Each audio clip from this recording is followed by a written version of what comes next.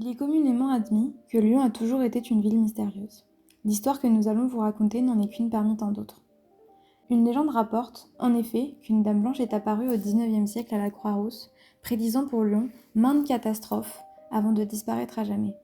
Qui sait si lors de l'une de ces apparitions, elle n'a pas condamné en passant la vie de deux innocentes.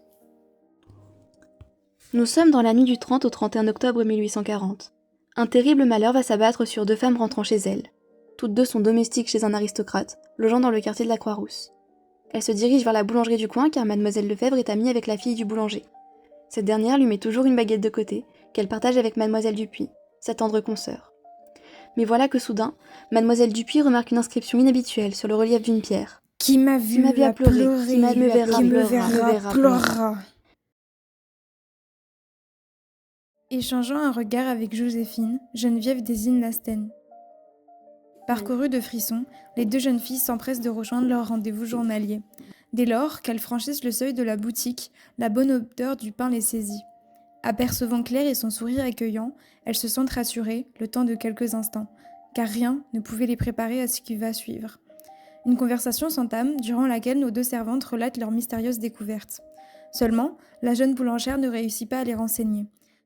Joséphine et Geneviève repartent dubitatives et s'abstiennent dès lors de l'évoquer à nouveau. Cependant, leur chemin est de nouveau troublé par l'apparition d'une femme vêtue de blanc qui traverse la route d'Allée en courant. Elle distingue ses mains pâles agrippant une miche de pain. Puis la dame s'évapore, faisant battre leur cœur de plus belle. Elle s'immobilise le temps de saisir ce qui se passe sous leurs yeux et, malgré une inquiétude montante, se ressaisissent enfin. S'attendant à voir la femme dans le prolongement de la ruelle, elle s'avance à pas feutrés, mais rien. Aucune trace d'elle. Comment s'est-elle volatilisée ? Mais voilà que ce qui semble être la même femme repasse devant elle, en riant sinistrement, munie d'une cruche remplie d'eau qui éclabousse ses pieds. Notre duo de domestiques est tétanisé. C'est la deuxième apparition étrange, en plus de la pierre marquée plus tôt dans la soirée. Joséphine et Geneviève réalisent que la femme était bien plus proche d'elles cette fois-ci, accentuant leur effroi et leur faisant hâter le pas. Voulant à tout prix retrouver leur foyer respectif, elles se précipitent en avant, terrorisées. Lorsqu'elles aperçoivent leur impasse, elles se cramponnent à leurs bras entrelacés, touchant enfin au but. Mais tout à coup, la dame en blanc surgit une dernière fois face à elle, une épée flamboyante à la main, en lançant à qui voudrait l'entendre.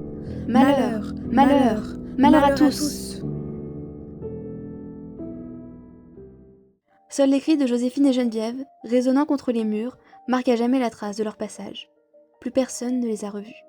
Selon les rumeurs, l'écho de leurs hurlements hante encore le quartier de la Croix-Rousse, le soir venu.